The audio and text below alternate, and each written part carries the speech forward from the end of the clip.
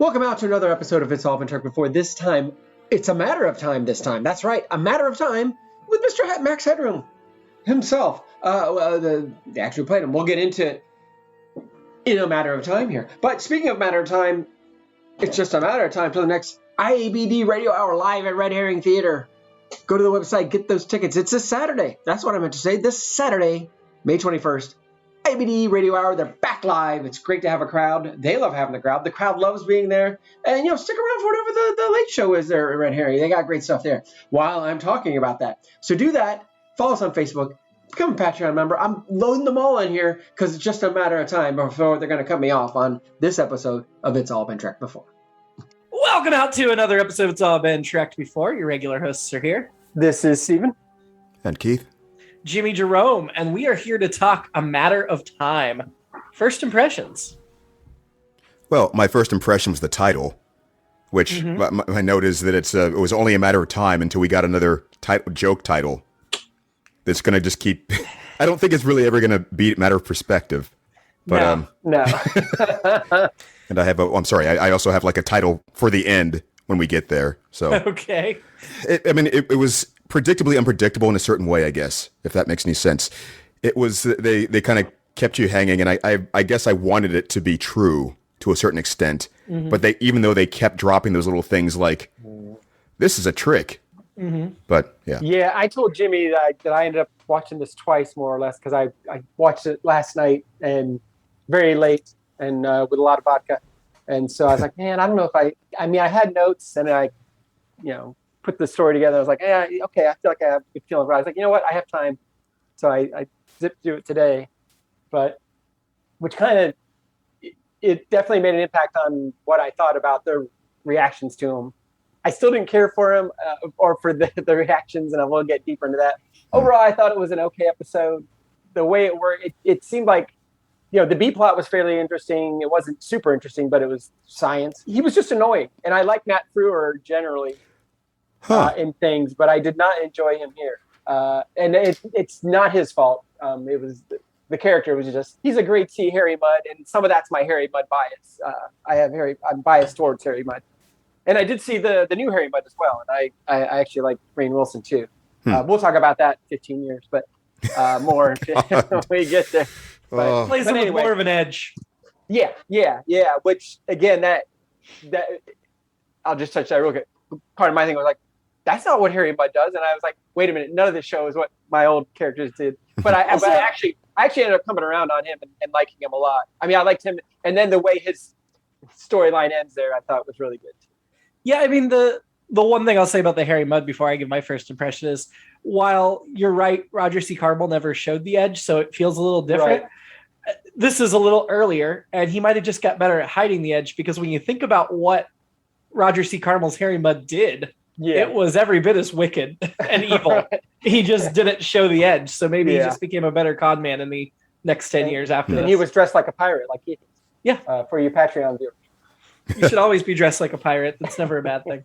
So my first impression of this, and it says in the IMDb synopsis, a man who claims to be from the future. And I left out the claims to be because I wanted us to go in with the premise of the episode as it was. And quite honestly, I don't even remember reading about this episode. I'm sure I hadn't seen it before. But, I've read about every episode Next Gen. Had I not seen the IMDb description, I think I would have bought it, at least for a while. Just because I think in the 80s they were less likely to pull that surprise twist and be more straightforward about it. But knowing ahead of time kind of spoiled the episode for me a little bit in certain ways. I still like that twist at the end. You know me, I wish it happened a lot sooner.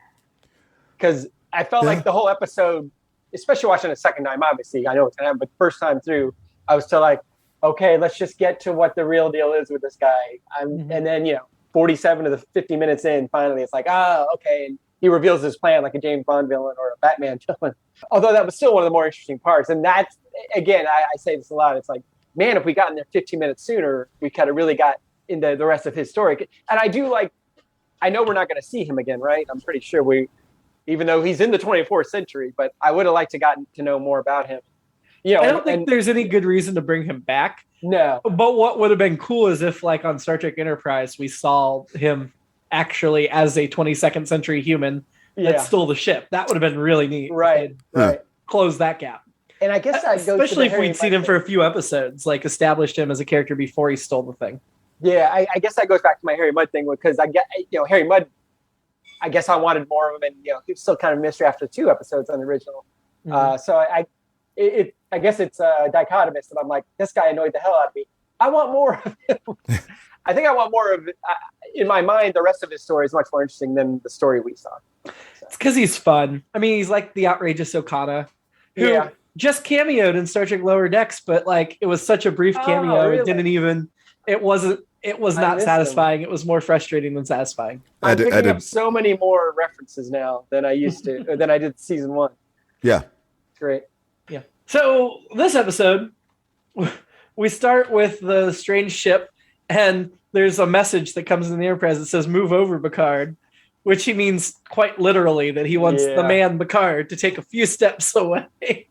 When you got to think, if he's got that sophisticated technology, later when we learn it's not technology he's familiar with that well, he's just tried to learn it.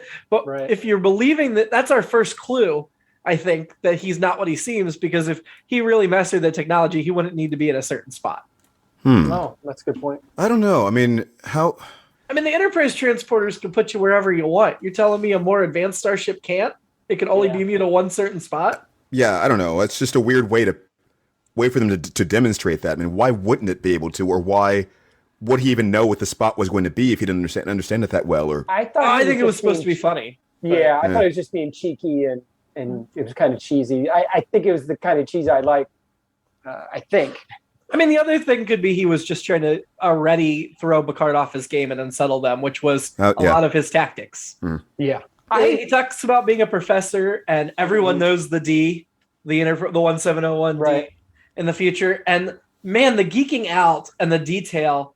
I mean, knowing that it's all fake, it's real easy to just be like, oh, that, yes, I recognize that, or he's not like, where's this? Oh, there it is. No, it's all reacting after he sees it. But that is very funny in retrospect. I mean, it really does seem pretty clever, and it's like you see how the con is working when you pull back the veil and so forth. My first thought was it was going to be another like a meta fan service episode. Not that they've done a lot of that in this series, have they? I mean, did they even give us one yet? I mean, it feels like. No, this was very much like the Galaxy Quest scene where they're like going over the blueprints, like it's real. In my opinion, except that it was all fake because he did not actually know anything about the Enterprise. Well, really. What I'm saying, they fooled me into thinking that was what was going to be. Like they were going to do like they didn't really even have message boards of the same kind that we would have had even just like 5 or 10 years after this aired.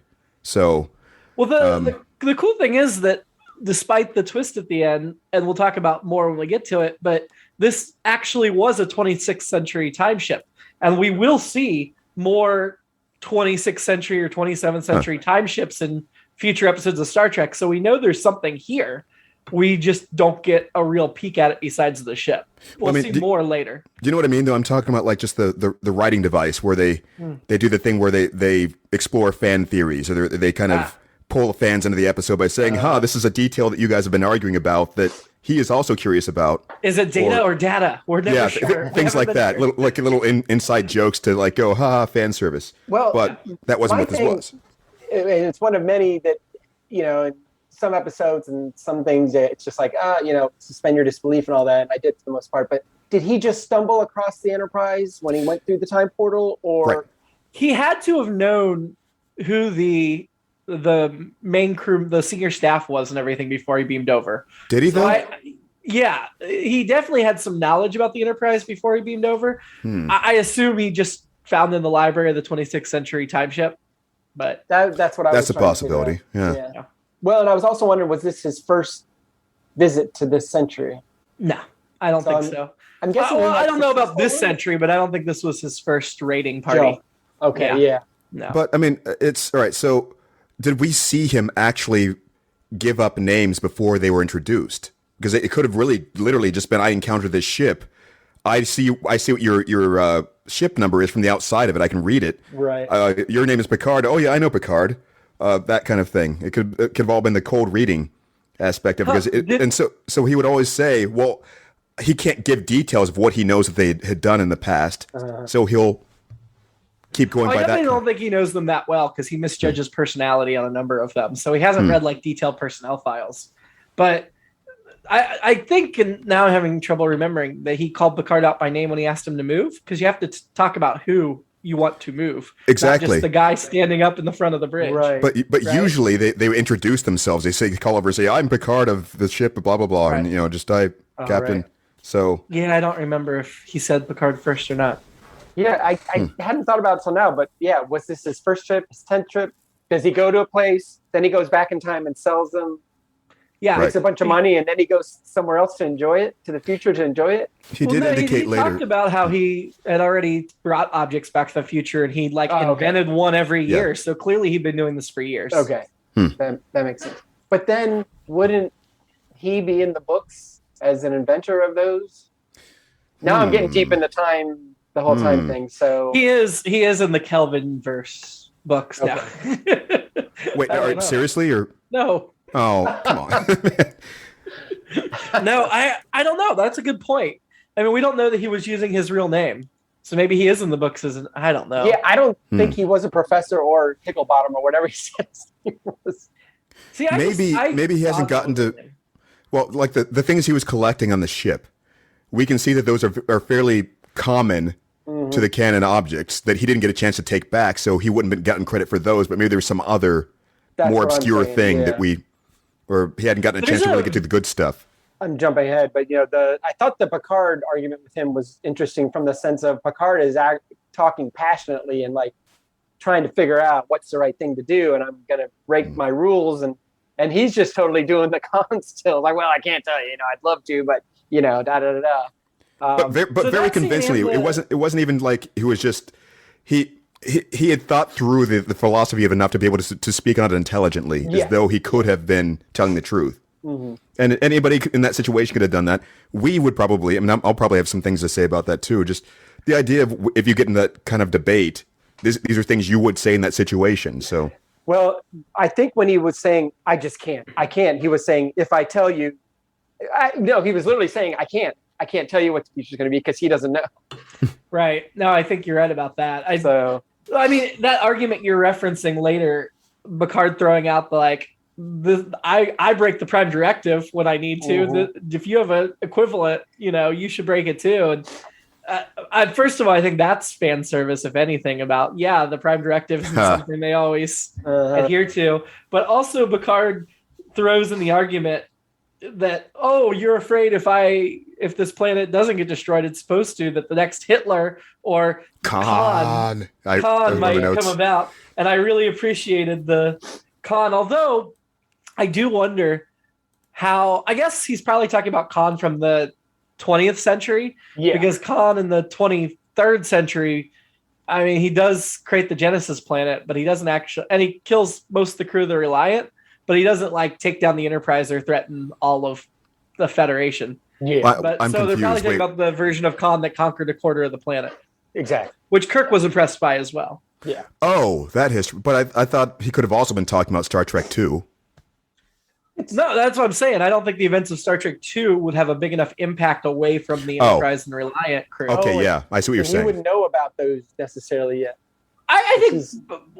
it would have happened. Yes, he would. So Picard should know. But he would have been on the level of a Hitler, as Jimmy was saying, because... He'd know about Khan on Earth, but he would know about Khan on the Reliant. Yeah. No, but he might have known that, but it wouldn't have mattered as much. Right.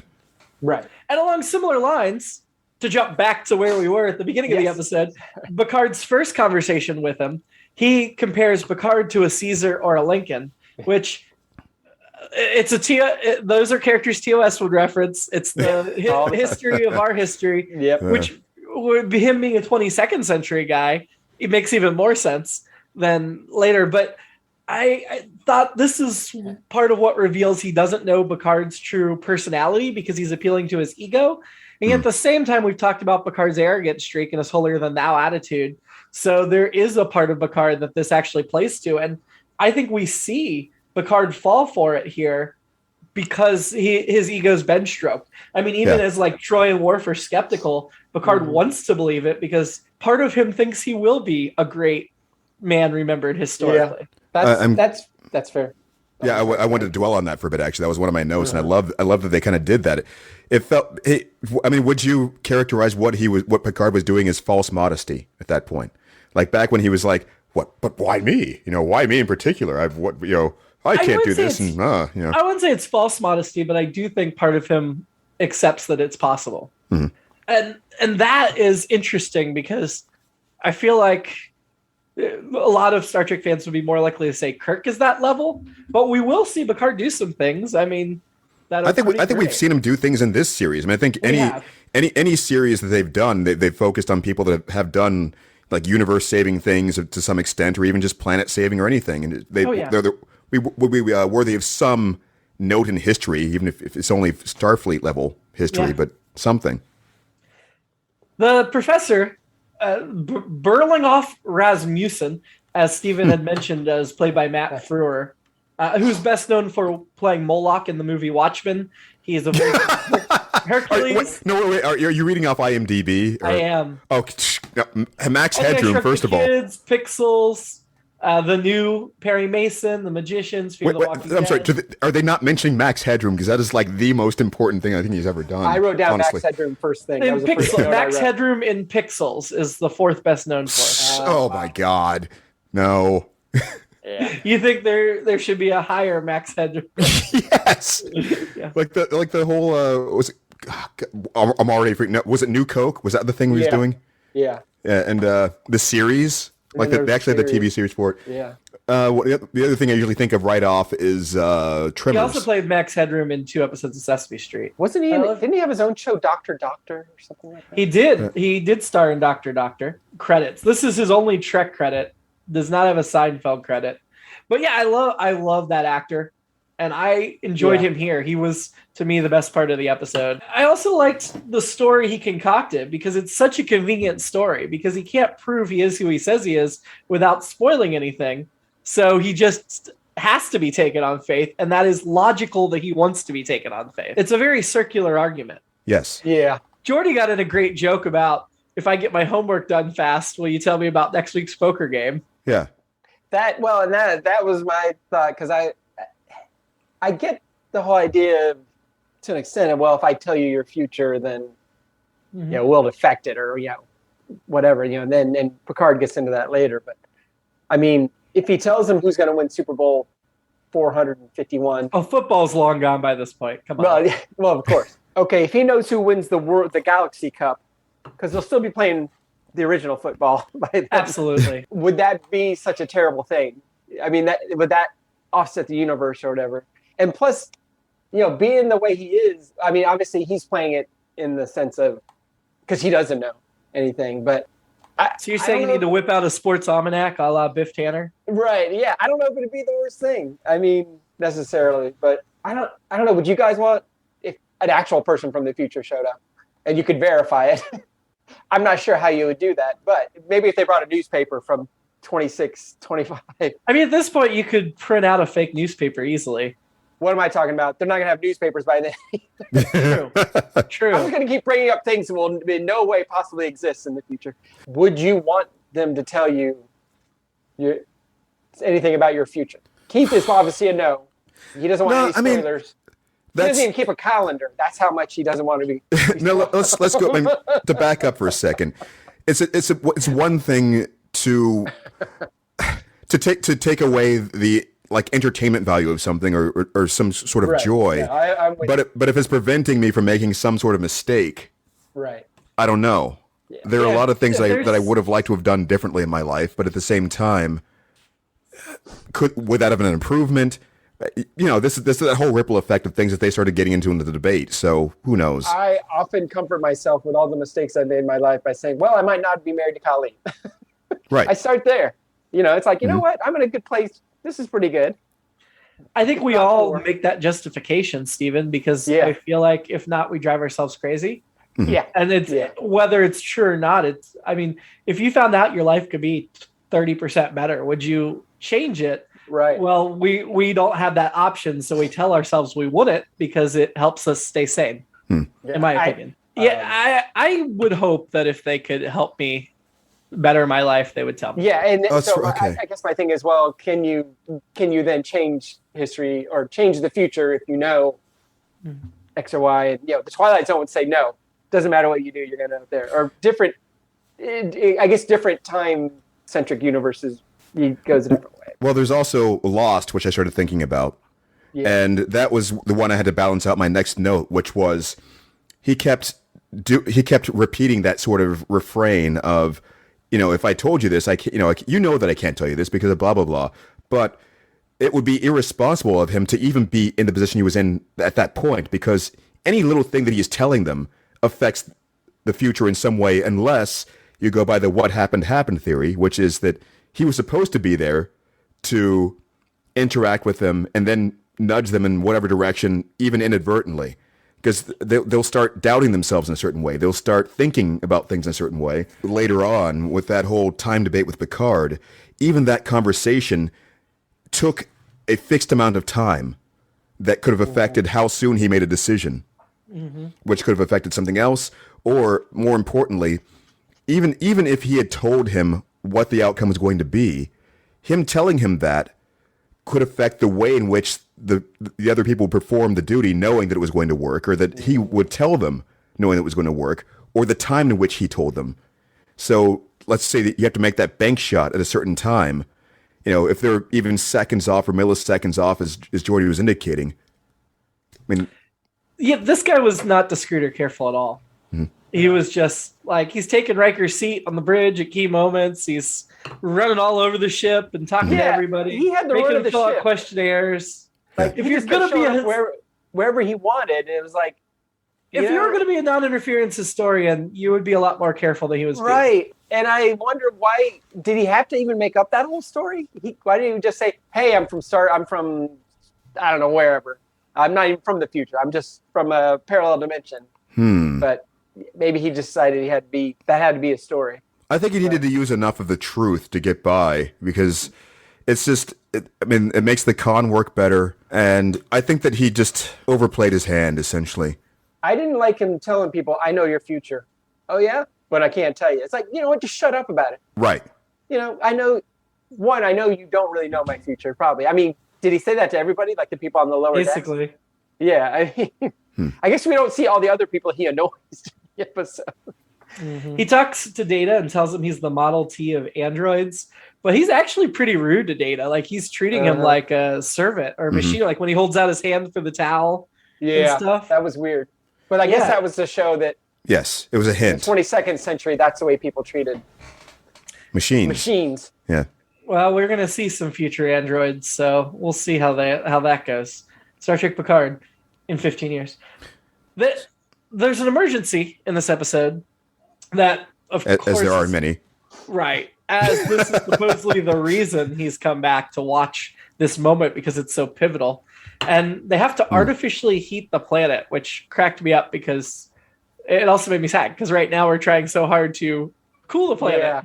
Yeah. That was one of my notes. They made that statement, which I thought really that was brilliant. Honestly, the idea that they're climate change deniers, of course, and some of the stereotypical things they would say would be, well, look at this hot day, so much for global war, or look at this cold day, so much for global warming. And there's that notion that what if it did make things more pleasant for a bit? Because, the last few years, it's actually kind of nice to have an unseasonably warm winter, in my opinion. Your tongue. I disagree completely. No, I mean, sure, all right, here's a couple snow days, but I mean, like, actually having to drive in iced over, conditions is just... I don't like the climate change, but if I'm going to have to live through it anyway, and no one's going to do anything, I'm going to enjoy the warm weather. I'd much rather it be getting colder than hotter. So Riker in 10 Forward, when they're chatting up the professor, he turns from accommodating to hostile in like half a second. He's like, give him everything he wants. I don't believe you. What are you doing? No, I mean, it felt reasonable to me, the reactions. I thought he was being pretty subtle and maybe sarcastic, if anything, but I think he was being reasonably skeptical for the circumstance. I thought most of them were, up to a point, and even Crusher, who was curious as he was cold reading her, as a con man, but she was still giving him that kind of a few feet of distance. I mean, she was clearly charmed by him, but she was handling him pretty well. Yes, exactly. And I think that was Riker's way of doing that. I think he was pointing out a few things as he went along, but not really being uncooperative necessarily. Just, I think Crusher. We said this before. I have. She has terrible taste in men for the most part, because she picks always the worst guest star, and this guy, But she was kind of like, I don't need this, but then she was kind of like, but I think this would be fun. right. Gates McFadden played it great, and maybe I just thought she was talking to me, but just the way she played Crusher, being like, "All right, I got to get to work. I get to work." But is it Picard's fault she keep ending up with these terrible men? Because if he would just take her as his wife and her dead husband, I also blame him for leaving her alone. Well, I didn't note it, but while we're on this subject, I mean, I think Troy was a pretty important character as far as the way they're playing her, and that was. That I like the way that turned out. Mm-hmm. Yeah, I thought Troy was interesting because she kept saying, "It's not that." Well, could it be this? No, that's not what he's holding back on. Yeah. But it was just an. It could be, but yes, it was I don't really plausible. think it is. I like the way that the way. I mean, they needed to address the fact that because I think there have been enough times in the past where she is just conveniently absent from the episode when they think that she would poke holes in something. But at this time, they pointed out that the con that he's doing, he's using enough of the truth that it's hard to detect exactly what he's holding back. Well, and I thought, and this is to your point, Jimmy, that I think that Picard was flattered or whatever, and that stuff is, as soon as that guy beams down, he should have got the phaser to the back of his head and been in a brig. I mean, we don't know this dude. It's a ship we've never seen. He beams aboard, and then all of a sudden it's like, you know what? You got the run of the ship, and we're all going to do these questionnaires because you said you're a professor from the future. It just, so I get the people who are like, what is the deal with this guy? Well, Picard's like, your story checks out, so just cooperate with him. Credentials. That was the important. I would have liked to have seen at some point before he said that the kind of credentials they checked, because I was starting to wonder until they brought that up, but it did seem like he was just thoroughly charmed or something. I think the credentials were just like his ship and technology that he demonstrated. Yeah. What I would like to know too is how soon they were actually suspicious. Were they playing along to see what he was doing? Because that could have also been a good explanation. Picard did not seem suspicious through the whole thing, but a lot of the other senior staff did. Because I mean, when we get to the big twist, we had the whole. It's like, well, we were on to you just in time to anticipate this possibility. Therefore, we got you. And they didn't act surprised at all. Yeah, we were missing a lot of things, so we did some checking. Finally, we did our jobs. Finally. Now, see, I think Picard left out the key detail of where they caught him on. Yes, exactly. The data scene where he's listening to 4 songs at once, even though he can do over 100.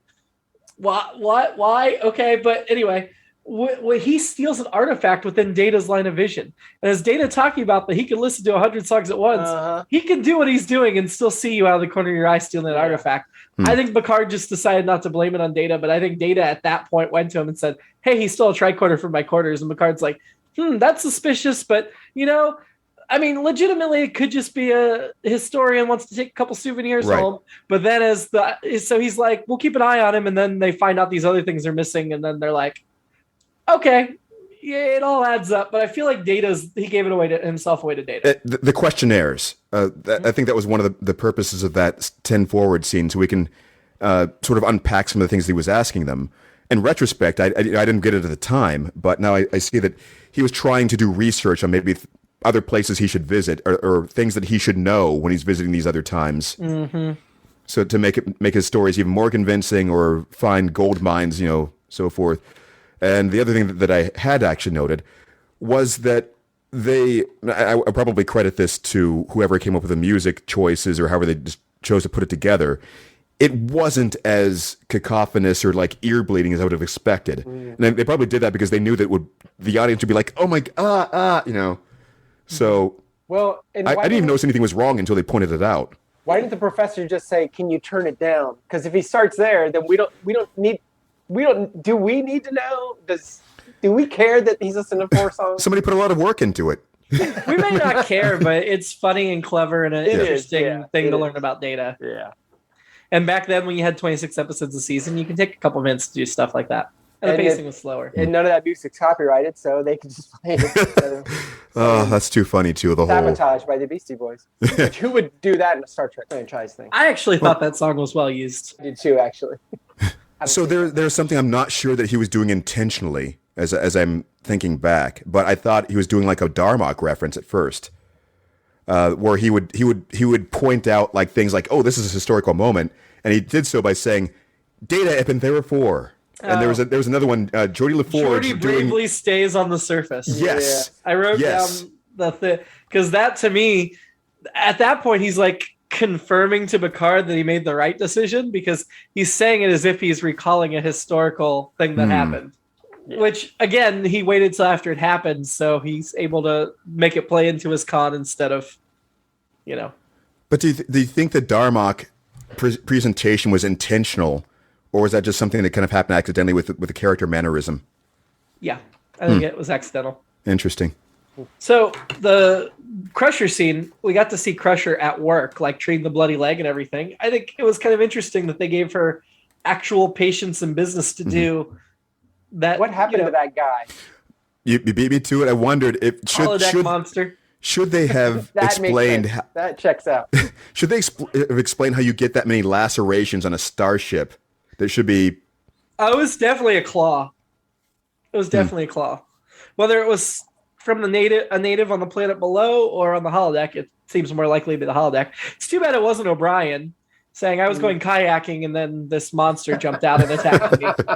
That would have been funny. Does that usually happen when I don't know? Kiko went after him with a steak knife. That's actually what I would have guessed. I came home. And the baby was crying, and I just said, "Why is this place so messy? I don't know why she attacked me." Just pulled out a claw. She was making pulled pork with those like claw things. Picard has a line after he debates what to do, where he said, "I've never been one to play it safe. I choose to try." And I think that's a great example of Picard arrogance, but also, he does. He doesn't play it safe. He takes the risks. Sometimes I think people pigeonhole Picard as too intellectual and more reserved, but we do see him take the risks and stuff. He's just thoughtful about it. I was surprised because all I could think was do or do not. There is no try. This guy's talking about trying. But and then he talked to how precious choice is, which I thought was interesting.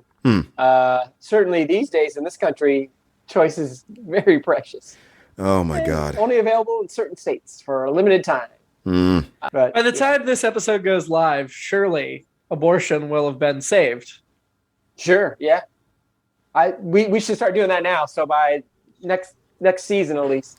I mean, that's what I hope happens by next spring. I'm more worried that by next spring, abortion will now be illegal everywhere. How many of our predictions have come true when we do this bit? I mean Trump eventually was no longer in office. Right. We were right. And we were right twice that he got impeached. So we were right. Doubly that time. About he has not gone to jail yet, but it's bound to happen. By the time this airs, I'm sure he'll be in jail. Well, I hope this works. What? No, there was something. It's like else. We're from the 26th century or the 22nd century. So the disaster on the planet was very secondary, and I feel like we get another disaster that could be primary next week. That's secondary. So two in a row, they kind of did this. I had the same feeling. Yeah, that's kind of funny. The doctor, Dr. Hal Mosley. Played by Stefan Girosh, best known for Carrie, What's Up, Doc, Jeremiah Johnson, High Plains Drifter. He did some great stuff in the 70s. This is his only Trek credit. He was in Dark Shadows. Yeah, no Seinfeld. I felt like he probably signed up for a big meaty role at the heart of the episode, and then as they wrote it, it slowly became minimized, and then he's left with like 2 scenes. I felt that way too, because I recognized his name and I'm like, oh, this guy's done so much stuff and blah, blah, blah. And then it was like, oh, he's going to be a main guy. And it's like, oh. And then I didn't recognize him right away. And I was like, oh, he's Mosley. Oh, that's weird. The stuff with the planet, I thought the effects were really cool when the whole atmosphere caught fire and then they peeled it off. Yeah. I liked it. Oh, that's something I didn't note before, but this is something we've talked about recently, or at least I have noted, the idea of the budget coming through again, because you got to see so many sets and other areas of the room and details that he's pointing that Rasmussen is pointing out. There's another look at all this money we can throw at stuff here. So yeah, and the lab or whatever on the planet, they were able to pay like for 12 extras and throw up some clear boards, whatever. I mean, the extras in sick bay and on the planet. They got extras this week. I also like the snow effect that since the planet's cold, well, it's got to be like 60 inches of snow. I did think it was interesting they compared it to the nuclear winters of the 21st century of Earth, which back then was definitely still a scary thing. Was it like 91? But then I'm like, oh, we're past that. And I'm like, no, we're not. We're still there. All those missiles are still ready to go. In Star Trek history, there's a third world war coming up. Right. Yeah. Well, I mean, I think they'd have to kind of battle. They'd have to battle climate change at this point. The missiles would have to they'd probably balance everything out. So. I did notice one other thing I wrote that I thought was lame in this episode. They reference a new Seattle on the planet. One, calling anything the new whatever. It's been done, But two, New Hampshire, New York, New Jersey. Exactly. Years ago. They did it great. They nailed it. He mentioned New Jersey in the episode. New Jersey. I did appreciate that too, actually, the New Jersey. But the new Seattle, I was like, oh, that's lame. And then I was like, well, Nirvana Nevermind had just come out around the time. So, Seattle was hot. It was hot. When we saw the because objects, of climate change. Sorry. We saw the objects he's stolen. Apparently, Geordi has an extra visor laying around because there was a visor. I didn't see that. Oh, yeah. I didn't catch it. I guess it would make sense he'd have a few of them. Yeah, I guess you wouldn't want to just have one. You got to have the one with the glitter and snaz on it for when he goes out. Even though he has not been wearing that on his dates. I have backup contact lenses and glasses, I guess. So yeah. Wait, are you just making that up, or did you actually see one with glitter on it before? I made up the glitter. Okay. Dress uniform, his dress visor. He mentions the colleague from the 22nd century early in the episode. He says, "Oh, I just visited the 22nd century with a colleague of mine," and I liked that tied into the actual truth that he was from the 22nd century. And that's where he took it over. About Deanna and him mentioning empaths. Mm-hmm. How much of that was true? Do you think he ever knew it? None of it. So it is interesting that he was concerned about whether or not she trusted him. Yeah. As she pointed out. I think once he was there, he saw people were looking to her for trust issues. But his clothes, or I guess this is my I'm sorry. The reason why I brought it up was, do you think that any of that part of his plan? Like the idea that I need to stay as close to the truth as possible so that she won't get suspicious? Or was that just... I don't know that he knew there was an empath before he beamed over. Mm-hmm. Yeah. I think he just kind of rolled with it. And thank goodness that there wasn't a telepath. Like the title, it's a matter of trust. It's a matter of time. That's it. Well, it depends on your perspective. The Billy Joel song. It's a matter of trust, but then he went back in time and changed history, and now it changed to a matter of time, which is just throwing everything off. But the other point I had about the 22nd century guy, once we learned that, and this ties into my fashion note, is the fact that his clothes were too big. And I guess that's why. Because even though it's hard to imagine that the time traveler was bigger than he was because he's pretty tall, the clothes were hanging on him loose. I didn't catch it. Did he kill that guy or just steal his clothes and his ship? They didn't specify. He doesn't strike me as a killer. He seems like the way he said it made me think he killed him. Me too. I assumed he killed him as well. And maybe he's a blowhard. He was just saying that to try and scare Data, which doesn't make sense. He's not going to scare him. Well, I mean, right. There are a couple of things about since you bring those two things up. He characterized himself as an inventor before he encountered this other person, so he might have actually really been a scientist. And if he's been able to reverse engineer as much as he seems to have been able to, he probably would have been someone who wouldn't be as inclined to violence except when it's necessary, which is why he would want to bluster to Data with a threat of some sort, or even talk through what he thinks is going to happen when he shoots him. I think the Orville has proven to us that you can be a brilliant scientist and still a cold-blooded murderer. Yeah. No, I mean, that's certainly true. Those two things wouldn't be mutually exclusive, but it's something, I don't know. I mean, Elon Musk has killed people, right? We know this. Definitely. And we know Zuckerberg did. I liked when it all came out that Crusher admired his acting. Because, the references that she does acting in plays. Oh, that's a good point. Yeah. And my reaction at that point was like, wait, what? He's not a good guy? But, I know we had more details than they did, but still. There's a shot when they're confronting him in the shuttle bay where you can see Picard, I think it's Riker, and Data, and then Worf steps in front to arrest him, steps in front of Data, and Brent Spiner leans around Worf so he can stay in the frame. I love things like that. I missed it. I did too, because there was no reason for Data to move in that moment other than so Brent Spiner could be back in the picture and not get blocked. Do you think that was like direction or his own choice of I want to be in the picture? You think it's Spiner's choice? I think it was Spiner going, you can't step in front of me. I know where the camera is. I think that is, from what I understand, they had a very teasing, joking, pranking, brotherly relationship, all those guys. And so I could totally see him like hamming it up. And as soon as they yelled cut, them arguing about it in a good natured way. I don't know. I just took it, even though Data's face stayed Data. I was like, oh, and the camera stops. There's going to be some words. That's even better. I mean, like when we do bits at rehearsal or shows or whatever, it's just when you do that and still manage to not indicate to that you're.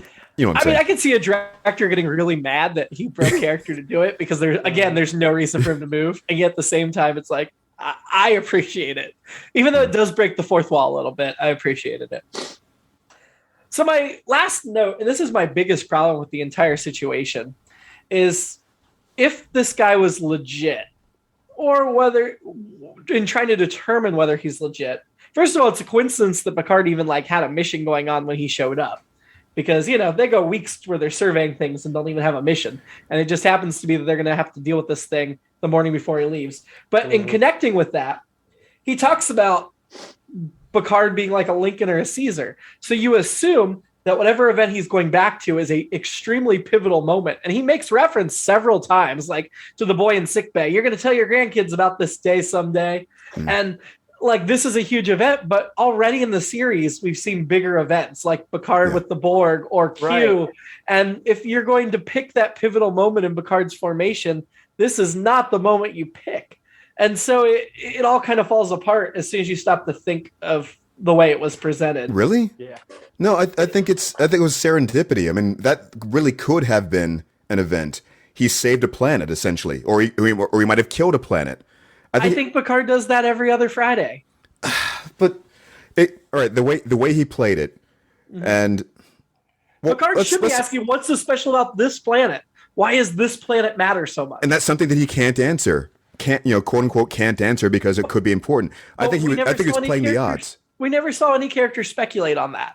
Just took for granted that this was an important mission, but they didn't treat it like it was, oh my God, this is like the most important mission we're ever on. Right. No, they I think human nature, the tendency would have been, oh my God, this is the most important. This must be the most important mission we've ever been on. They did literally at least two of the characters said that during the episode, but it wasn't until Picard had that debate that he started to buy it because something coincidentally did happen. Maybe he did know, maybe he didn't, but I think that he was just doing the whole cold reading psychic thing and pretending like the event was going to be something, and it coincidentally turned into that. I still don't think the event was big enough. That's where I felt. It's not like this wave would have destroyed the whole galaxy. It's just one planet. I don't understand the point you're trying to make, though. What are you saying should have happened or should not have happened? I'm saying if we're going to believe, from Picard and Riker and Worf and Data's perspective, or everybody, Crusher, Troy, from their perspective, this guy shows up, says, I'm a historian from the future. I've come back in time because you're in a pivotal moment that's going to change everything, and I want to witness it. In my mind, I'm thinking, well, we uncovered those conspiracy bugs that were in the Starfleet intelligence. Right. We fought the Borg where Picard was assimilated. This is going to be more important than those things? Oh, my God. But a simple fate of one planet doesn't rise to that level. So why? Why is this like the pivotal moment he's come back for? What about this situation? And I don't think we ever saw that thinking through a discussion among the characters. And to me, I just thought there was a lack of curiosity. There was mild curiosity and suspicion, but I would have been like, human nature would have said, you got to be super curious because this is bigger than the Borg, bigger than Q, bigger than all of those other things. I still see a couple of answers to that. One, and I just don't think the situation lent itself to be that big. But no matter what happened. One, he gave himself the opening near the beginning. He played the curious scientist. He was saying that these little details are often omitted from history regardless. So he could always play it off as this. Right. Yeah, playing it off as just, I want to know these little things. Maybe this is one footnote in history. Maybe it isn't. And he also played off that I can't reveal whether or not this is something big or not because it could affect something. And third, there was always a point. Big, like the line he said to the kid in sickbay about, you're going to tell your grandkids about this mission. I still think he was just overplaying his hand, and it just happened to turn into something that could have been that. I mean, there are a couple of things.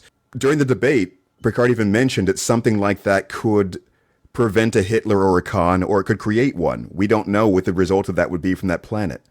There could have been some other significance that they determined, butterfly affected off of that. And he just can't tell them because he's a historian from the future. But, again, if you are to believe that there's a butterfly effect off of that, I think you'd be having data rack the computer and look for any indication of what that butterfly effect could be. But that would be irresponsible because they knew that could actually mess with the future, as he pointed out, and as Picard pointed out. They would. Well, I think that helps him make his decision more informed, though, if he's trying to figure out whether he should save the planet or not. But I'm saying before all that, when the period at which they were supposed to be suspicious and ask a lot of questions, they quelled that by saying, we can't know these things because you know that time travel and all these damaged things that could happen, et cetera, et cetera. So I just think his thing, and in the end, ended up being flimsy. Because I guess we talked about this a little bit already, but I think he accidentally came out at this point in time. He just happened to be there. I don't think he's that good with the technology. Yeah. I mean, I guess we talked about he's done it before, but because why wouldn't he show up why not show up where the guy's inventing the tricorder? Yeah. and or whatever, or the guy who created Data, because it's just tough. I mean, there's so much. I think that if you were going to run a game like that, you wouldn't want to go to something that was legitimately dangerous. It's dangerous to you, the person who's performing it, and the people. There would be too many possible. I mean, he probably it wouldn't be good for him to actually create a temporal problem. Yeah. Either. So it would want something that's relatively low risk, even if you can control it, which he may or may not have been able to. Yeah, I mean, that would ruin his business, and it could actually endanger him. The title of the episode should have been, Welcome to the 24th Century. the last thing that Picard said to him in the episode, which I think if you go for like how to get away with murder and some other series like that, where they actually make a quote from the episode, the title, which I love when they do that. Even though, yes, I don't like spoilers, but it usually ends up being a good payoff because they don't make it obvious what is going to happen during the episode. When he hit it, it's like so the very last line. The Wikipedia said he's trapped in the 24th century, but how much jail time is he going to do? I mean, I guess there's kidnapping charge there, attempted kidnapping charge. Well, how much do we know? How much do we know about like how justice actually works there as far as punishment goes? So I don't know. They would probably rehabilitate him, and he'd probably be out living his life in the 24th century. You know what? I'd take that right now. 24th century. See what things are like. I mean, of course, Earth will be a barren husk by then, but that's not really my problem because I'll be living somewhere else in the galaxy. But Picard implied that he would be studied by historians, so maybe that he's trapped in a lab of some sort. I don't know. Yeah, so it kind of flips the script from when he showed up. I thought Frewer was very Jim Carrey, which this is. I guess Jim Carrey's on in living color by this point, maybe. Or very close to it, if not. No, he would have been. I'm pretty sure. Late 80s. Because, I mean, he was a funny guy. So, April 15th, 1990 is when it debuted on the Fox network. So, not that I'm saying he's either one of them's ripping off the other. It's just he's a big kind of gawky guy.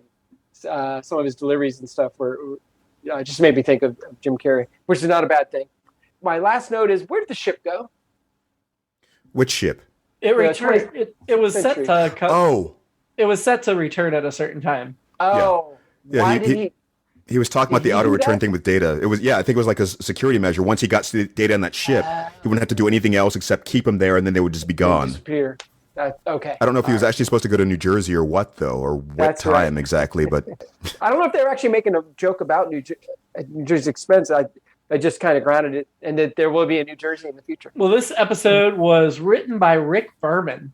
One of 2 episodes he wrote. The producer, who kind of headed up Star Trek after Roddenberry died, he wrote this and Brothers are the 2 episodes he has written my credit for. He does have story by on Ensign Row and Unification Part 1 and 2. But yeah, this is one of the handful of episodes Rick Berman wrote, apparently. And it was directed by Paul Lynch, who has directed several other episodes before this. The Naked, mostly season 1, The Naked Now, 1100101, Unnatural Selection, and then he directed this, and he'll direct the Wesley episode later this season when Wesley returns for a second time in season 5. And that'll be it for his next gen directing.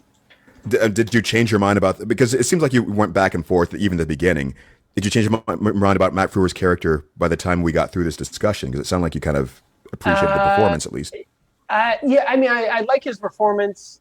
I think my issues are with his character or maybe even the plot really more than his character even. Because his character is fine. He's annoying as hell. Just the way he keeps popping up everywhere throughout, it's like, God, this guy, if I was on the Enterprise, I'm like, get out of my space. Get the hell out. Like, he's in engineering. We got stuff to work on here, buddy. Nobody should have the run of the ship like that. Nobody, other than the captain.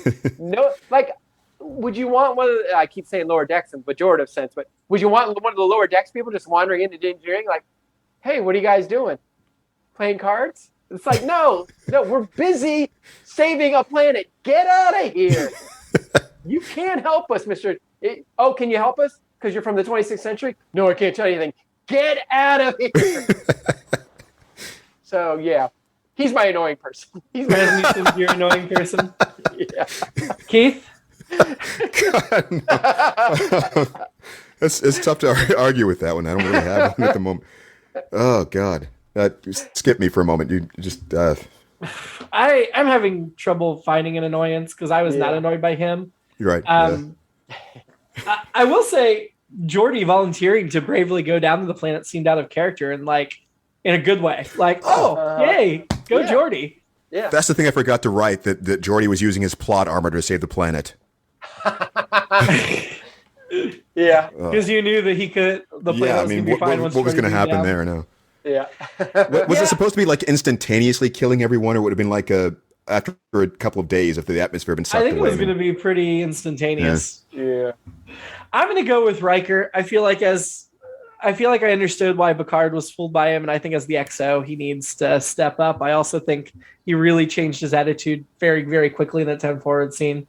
Yeah, Riker's the one I would have expected right at the top when he lands to be like, pop, either not physical, but step in between him and the captain. Be like, who are you? What are you doing here? Da-da-da-da-da. We're taking you down. We're going to do some questioning. And he flips the chair around, does good cop, bad cop with somebody. But yeah. I think like, Riker investigating him would have made this episode better. Oh, I totally agree. Alternate episodes. Oh, my annoyance. I'm going to throw in Worf, actually. Worf? Why? Only because the way that he was written. As far gave him the opportunity to be like that whole, look how primitive he is. He wanted a phaser. It's a very two-dimensional kind of thing, or one-dimensional thing. I could see that. Next week. Alternate episode. I want to see the 22nd century Grand Theft Auto situation where this guy steals this ship, how that happens. Like, was the guy from the 26th century even stupider? Was like, hey, I'm from the 26th century. This thing can travel anywhere. Pop. He's got the ship. And he's gone. Yeah. No, I think you're right. That would be interesting. I mean, yeah, how did they... well... Like, maybe in the 26th century, even the dumbest person has a time machine. Yeah. My alternate episode is the Star Trek Voyager 2-parter Future's End, because I think it plays with some of the same concepts, but better. Keith, you have an alternate? Well, I mean, I thought you mentioned a pretty good one before, just the investigation. Something like that. Nice. Troy could have done it. I mean, they were setting her up to do that, and she was so close, and that would have been a good way to do it. I mean, who are we having drinks with? There were several candidates. I settled on Dr. Mosley because every time they said his name, I thought they said Woosley, and he seems like a pretty good guy. Pretty smart guy, too. And so, I would have a drink with him, toasting to the planet being saved. I mean, it probably would have been the outrageous Rasmussen in this case. I think it would be an interesting conversation, regardless. Even if it was just all part of the con or something, it would have been fun. I'm with It'd be Keith. fun until my third drink, and then I'd be like, "When you just shut up and get out of here." I'm with Keith. I found the character fun. I'll have to with him. I will say, and even going into it, but especially after the conversation, the deftness that he had to do to kind of get through the con. I just wish the setup was better overall, I think. But, the way he had to play it and the way Matt Frewer played him playing it, I thought was really good. It wasn't his fault. The script had him popping up in places I didn't want him to be. I think you both made some really good points about the holes, and I don't know. I think I just chose to fill in some of those gaps in places where it made sense to me, but yeah, they probably were a little sloppy in places. So let's rank the episode. Let's start with the other big con job pulled on the Enterprise, the game. Better or worse than the game? Ooh. Oh, I think it's very easy to decide this, but I'm going to let you two speak first. I'll let Keith go. What? It's almost worse this way, isn't it? It's like It used to be you had no choice. Now, just as Picard said, it's very precious to have choice, Keith. I mean, it is a matter of time. Wait, it doesn't work there. And trust. Take a risk, Keith. Try to choose. There is no. Do or do not, Keith. There is no try. There is no try.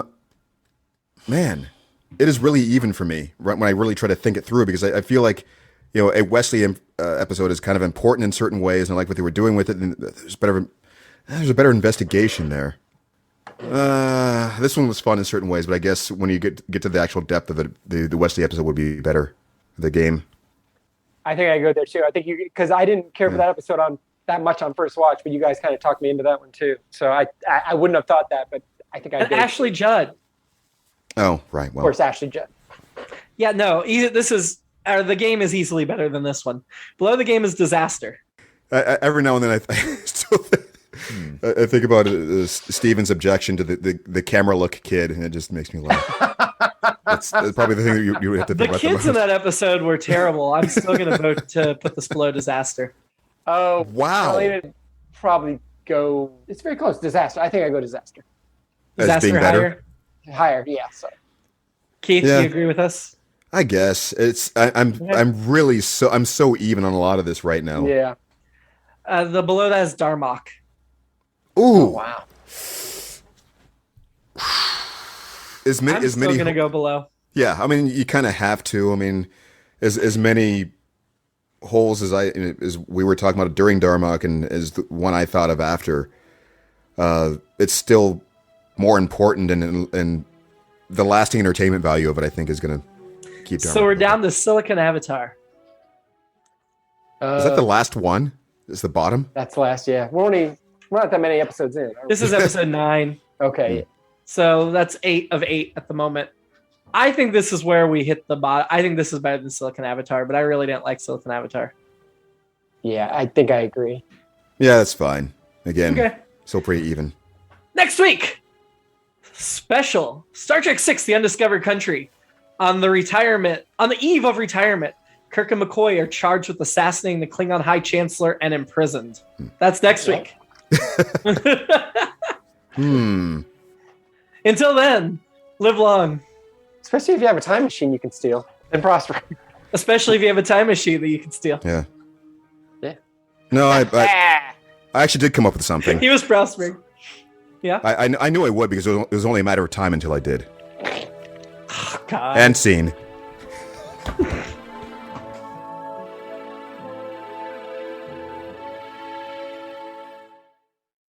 It's All Been Done presents. Who's got the time?